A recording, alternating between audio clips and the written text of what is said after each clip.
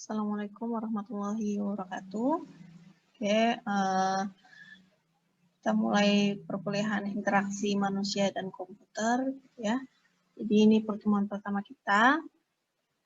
Untuk pertemuan pertama ini saya lakukan melalui video pembelajaran. Jadi untuk sesi Zoom-nya akan dilakukan di pekan kedua. Nah, sebelum masuk materi, kita kenalan dulu ya. Nama saya Miss Naskia.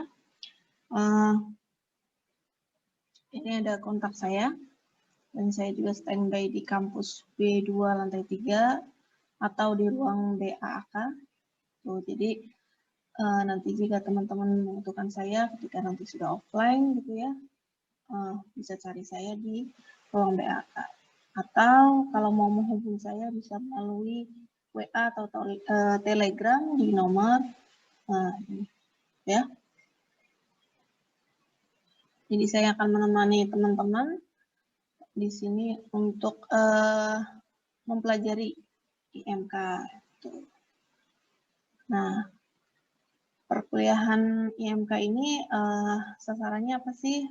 Nah, di sini diharapkan ketika nanti kalian sudah selesai mempelajari IMK, teman-teman bisa memahami apa itu UI UX gitu ya.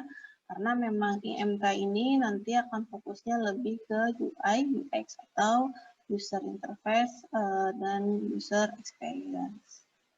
Nah, terus teman-teman juga mampu menerapkan langkah-langkah perancangan UI UX menggunakan kaidah yang ada, serta mampu mengevaluasi sebuah rancangan maupun implementasi solusi teknologi informasi. Gitu. Jadi, nggak hanya mempelajari, tapi kalian bisa bikin, setelah bisa bikin, kalian bisa mengevaluasi.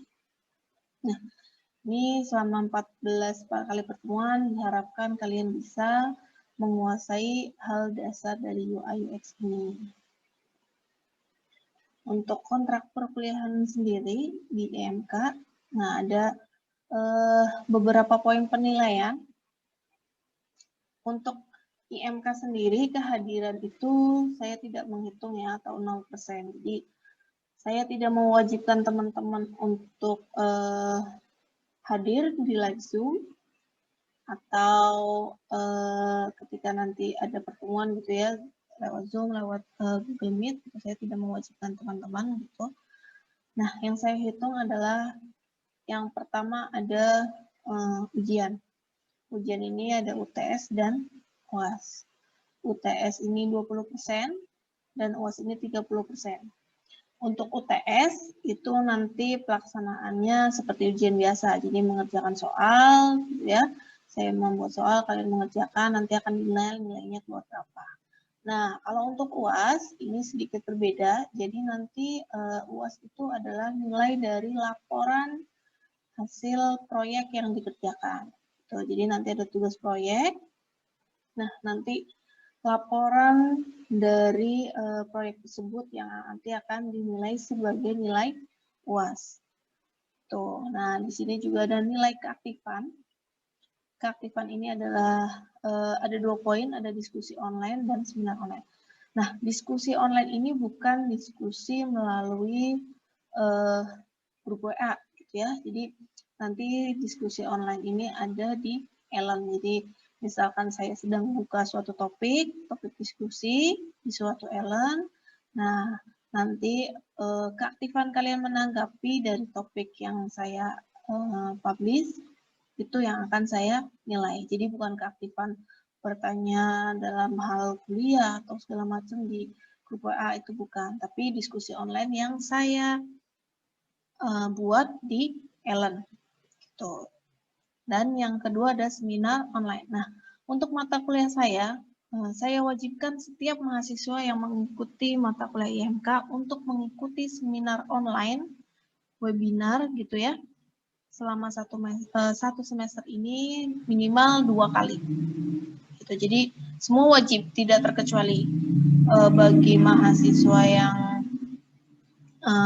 reguler pagi, reguler malam, atau reguler Sabtu. Semuanya wajib mengikuti seminar online minimal 2 kali. Gitu ya. Karena saya yakin maksudnya seminar itu kan tidak hanya di jam kerja ya kalau buat yang bekerja, tapi bisa juga banyak juga yang dilaksanakan di hari Minggu gitu. Jadi ini diwajibkan, tidak terkecuali. Nah, yang terakhir ini dari tugas. Tugasnya apa? Tugas ada 2 macam, individu atau kelompok gitu ya. Dan yang terakhir adalah kuis. Nah, ini poin penilaian yang saya ambil. Jadi kehadiran saya tidak mematok kehadiran. Kalian harus wajib Zoom atau hadir Google Meet, enggak gitu ya. Jadi nilai yang saya ambil adalah dari poin-poin ini. Gitu. Dan pelaksanaan Google Meet di kelas saya mungkin hanya akan dilaksanakan 2 kali atau 3 kali gitu. Jadi tergantung kondisi. Tapi mungkin minimal 2 kali gitu. Jadi nggak bakalan sering. Jadi yang sering saya akan mengupload video pembelajaran. Nah, kalau untuk kuis mungkin nanti akan saya upload di setiap pekan. Dan untuk kuis ini hanya bisa dikerjakan 1 kali. Jadi saya memberikan hanya 1 kali kesempatan dengan range waktu 1 minggu. Gitu. Jadi silahkan siapkan waktu terbaik untuk mengerjakan kuis agar tidak nilainya tuh bagus juga gitu ya. Nggak salah-salahan isinya. Nah, oke. Untuk kontrak perkuliahan nanti akan saya jelaskan lebih detail lagi ketika di pekan kedua ya. Jadi nanti kalian bisa baca-baca dulu slide-nya yang saya upload ke Ellen. Oke, kita masuk ke pembahasan yang pertama. Pertemuan pertama, pengantar interaksi manusia dan komputer. Sebelum kita mempelajari bab-bab jauh terkait UX, bagaimana mendesain, bagaimana bersih data. Kita cari tahu dulu apa sih interaksi manusia komputer itu. Dari bahasanya sudah jelas gitu ya, interaksi manusia dan komputer. Jadi MK itu sendiri adalah bidang ilmu multidisiplin gitu ya. Jadi disiplin ilmunya nggak cuma satu. Kita tidak hanya belajar terkait teknologi gitu ya. Jadi banyak-banyak bidang ilmu yang berkaitan gitu. Yang berfokus pada desain, teknologi komputer, dan interaksi antar manusia komputer, gitu ya. Jadi mempelajari bagaimana mendesain suatu sistem, gitu. Bagaimana mempelajari bagaimana suatu sistem ini bisa berfungsi untuk pengguna, gitu. Agar mudah digunakan seperti apa, gitu. Jadi pengumpulan datanya seperti apa dan segala macam. Jadi interaksi manusia komputer itu ya. Jadi tidak hanya belajar terkait desain, tapi belajar juga bagaimana mengevaluasi suatu sistem agar sistem itu bisa berjalan. Tuh, ya. Tujuan dari MK. Tujuan dari MK yang pertama pasti sudah jelas gitu ya. Untuk kepentingan atau kepentingan orang lain gitu. Jadi MK ini harus suatu sistem ini harus bisa digunakan oleh pengguna. Gitu. Jadi kalau suatu sistem tidak bisa digunakan, maka tujuan IMK itu tidak tercapai. Jadi harus bisa digunakan, harus user friendly, harus segala macam, gitu ya. Jadi, tujuan dari IMK kenapa harus ada IMK? Agar sistem itu bisa mudah digunakan. Nah, yang kedua, bisnis atau pemasaran, gitu ya. Tujuannya udah jelas. Gitu. Kenapa suatu sistem harus didesain saya tampilannya bagus gitu ya, karena biar bisa dipasarkan. Tuh. Yang terakhir adalah aturan atau regulasi. Nah, peran IMK sendiri terhadap suatu sistem aplikasi adalah bertujuan untuk mencapai suatu sistem yang bisa dikatakan ideal, ya. Jadi peran IMK ini berhasil jika suatu sistem itu atau aplikasi yang dibuat itu bisa disebut ideal. Itu jika suatu sistem itu bisa mencapai tujuan dari pengguna. Ya, jadi apa yang dibutuhkan pengguna, apa kenapa sih pengguna itu mau menggunakan suatu sistem itu, tujuannya tercapai. Misalkan saya menggunakan suatu aplikasi, misalkan apa ya, e-commerce salah satu Lazada. Nah, tujuannya untuk belanja, gitu ya. Ketika tujuan saya terpenuhi, berarti aplikasi itu bisa dikatakan ideal. Gitu. Nah, yang kedua, mudah digunakan, gitu. Jadi peran IMK disebut berhasil kalau aplikasi atau sistem itu mudah digunakan, gitu. Karena memang tujuan dari IMK tadi adalah untuk mengkomunikasikan, gitu ya, antara manusia dan komputer. Kalau aplikasi atau sistem itu mudah digunakan, gitu ya, secara alami, gitu, dan dengan sedikit kesalahan, gitu. Nah, itu berarti sistem aplikasi itu bisa dikatakan ideal. Nah, yang terakhir, membuat orang lain ingin menggunakan, gitu ya, atau menarik minat pengguna, gitu. Jadi contohnya, gitu ya, IG, gitu ya, IG itu banyak menarik minat banyak pengguna, gitu, ingin menggunakan, ada keinginan pengguna untuk mencoba, gitu ya, untuk melihat, gitu, dan ketika digunakan itu menyenangkan, gitu. Nah, itu bisa dikatakan bahwa sistem aplikasi itu ideal, gitu. Jadi dia harus mencapai tujuan, gitu, harus mudah digunakan, dan harus menarik. Nah, itu peran dari IMK. Ini yang tadi saya jelaskan di pengertian dari IMK, gitu. Disiplin multidisiplin. Jadi IMK itu belajarnya soal multidisiplin ya. Jadi tidak hanya terkait teknologi informasi atau sistem informasi, tidak gitu. Jadi banyak yang berkaitan juga. Desain grafis sudah pasti gitu ya. Di sini ada antropologi, linguistik, sosiologi, ekonomi, terus ada psikologi, ada ekonomi, matematika gitu ya, dan semuanya gitu. Bukan semuanya, tapi hampir banyak gitu ya. Tidak saya tuliskan semuanya di sini gitu. Jadi contohnya apa sih? Nah, misalkan ya, kenapa psikologi ini bisa terlibat dalam IMK. Nah, contohnya kayak kita mau membuat suatu sistem aplikasi, kita harus tahu kan pengguna itu seperti apa, yang menggunakan sistem itu nanti seperti apa gitu ya. Terus masalah lingkungannya seperti apa gitu. Jadi melihat persepsi user, kemampuan memecahkan masalahnya gitu ya. Terus contohnya lagi kalau ekonomi gitu ya, jadi kemampuan memahami konsep interaksi gitu. Jadi bagaimana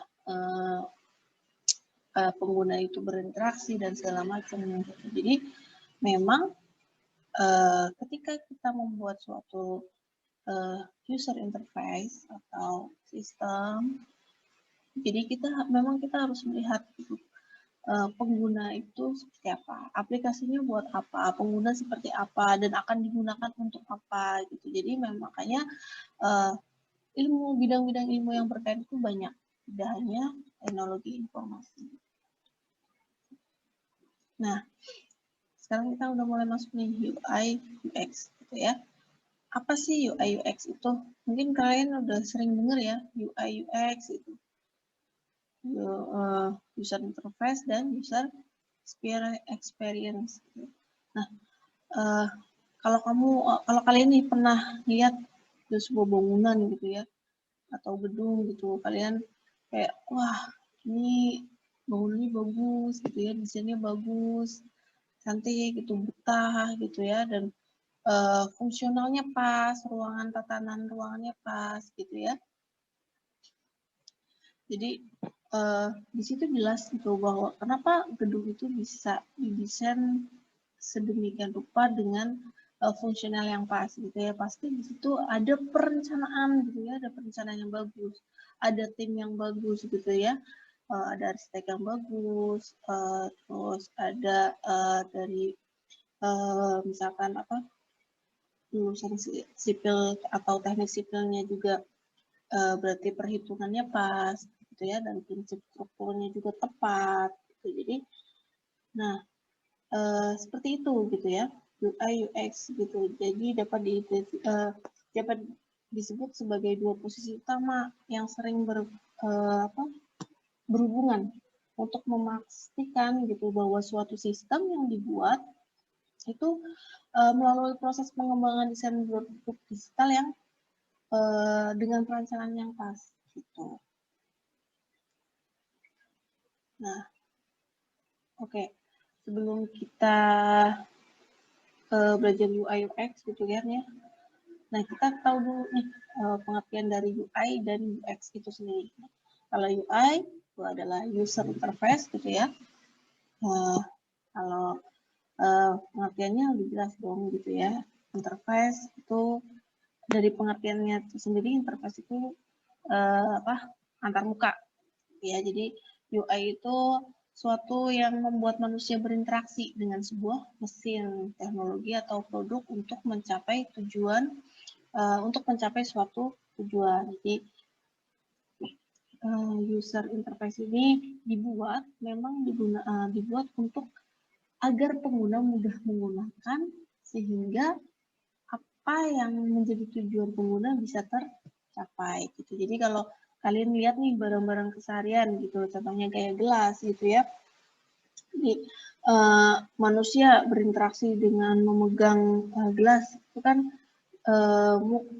agar bisa minum itu seperti apa gitu, agar mudah dipegang itu seperti apa gitu, makanya dibuat gagang gitu ya, ada yang dibuat gagang gitu karena biar mudah dipegang. Jadi ketika tuang air panas pun kita tidak kepanasan gitu. Jadi itu termasuk dari user interface gitu. Jadi user interface ini sebenarnya tidak hanya untuk suatu produk digital gitu ya, tapi nanti kita belajarnya untuk suatu produk digital. Tapi ini agar lebih mudah digambarkan gitu ya.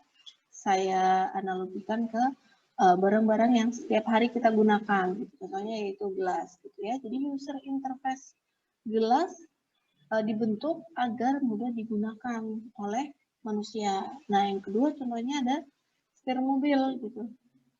Kalau setir mobil memang sudah dirancang dengan udah dirancang sesuai fungsionalnya gitu. Jadi dalam konteks desain digital ini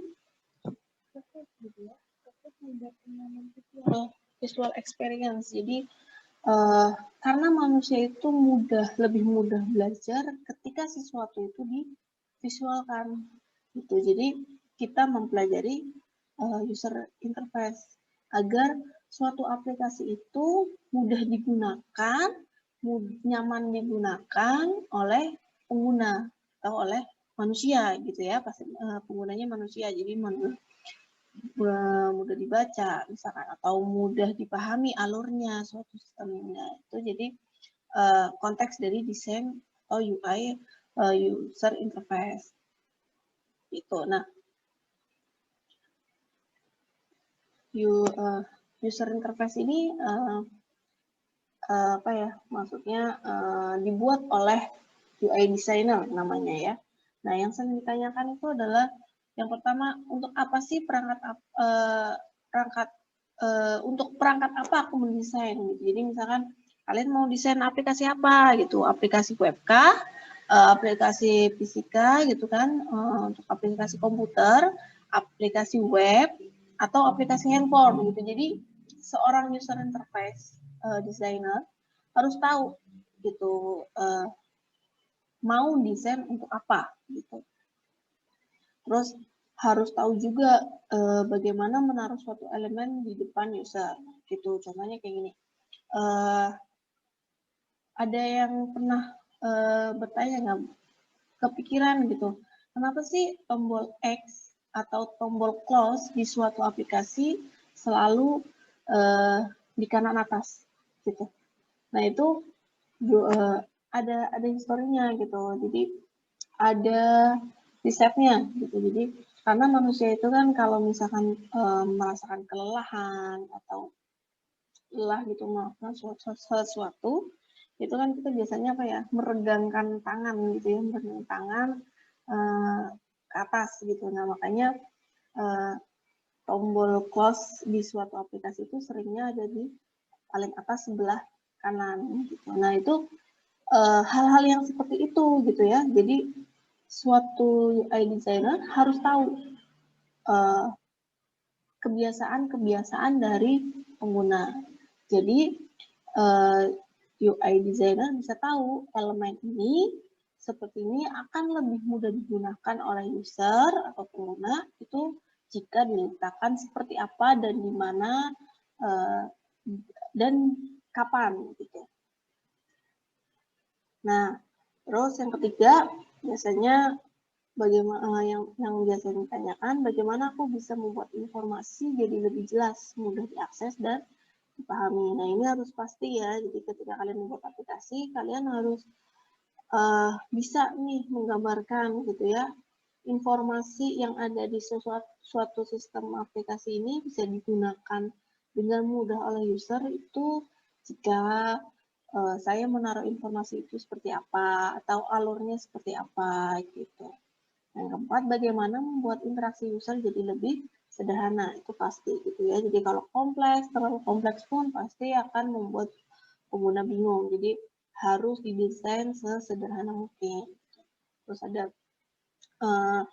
guideline gitu ya, brand guideline-nya. Jadi misalkan kalian mendesain suatu brand gitu ya, kalian harus tahu nih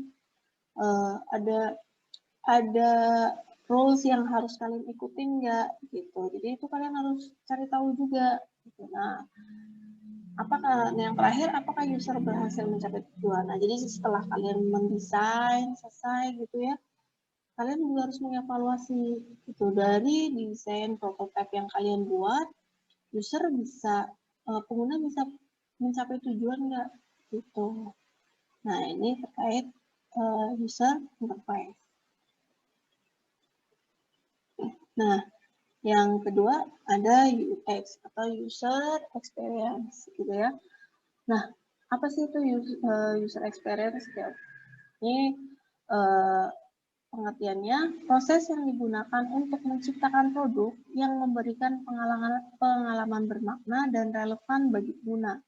Hal ini dilakukan dengan melibatkan desain seluruh proses untuk memperoleh dan mengintegrasikan produk termasuk aspek branding, desain, penggunaan, dan fungsi. Nah, kalau misalkan ada yang nanya, jadi bedanya apa sih UI sama UX? Bedanya dari tugasnya. Kalau UI itu tugasnya untuk mendesain tampilan. Nah, kalau UX itu tugasnya untuk mencari data bagaimana aplikasi ini akan dibuat gitu. Nah, saya contohkan di sini. Nah, ini mobil kalau di awal kalau kalian lihat setirnya nih, ini bentuknya apa ya? Panel gitu ya. Jadi bukan bulat setir gitu ya. Jadi ketika digunakan itu kalau misalkan belok bukan tangannya aja yang muter gitu, tapi badannya juga harus belok gitu. Jadi membuat usaha apa ya pengguna berusaha lebih keras untuk menggunakan navigasi setir ini gitu. Jadi itu ribet karena tugasnya si UX itu mencari masalah itu gitu. Jadi seorang UX design akan mengamati perilaku pengemudi dan memahami gitu bahwa nggak gampang untuk mengemudiin mobil dan jika setir itu dalam bentuk seperti itu gitu. Akhirnya dia mencari solusi gitu. Dia mau mewawancarai, mengamati gitu ya, melakukan interview nih ke pengemudi apa yang kesulitan apa yang didapat, terus mencoba mencari observasi lain dan segala macam gitu ya, dan akhirnya si UX design ini menemukan konsep setir mobil yang berbentuk bulat gitu yang dapat digunakan dengan kedua tangan dan lebih smooth ya seperti setir yang sekarang. Nah itu proses yang hasil yang didapatkan dari proses seorang UX designer gitu. Jadi tugasnya user experience itu jadi mencari masalah, merumuskan dan akhirnya bisa menggambarkan secara sketsa konsepnya gitu jadi maunya seperti apa nih kayak tadi. Kalau tadi kan yang pertama setirnya bentuknya sih panel gitu ya. Kalau belok di badan harus belok gitu. Nah, si UX design ini mikir gimana caranya agar si supir ini bisa menggunakan atau mengendarai mobil jauh lebih nyaman gitu.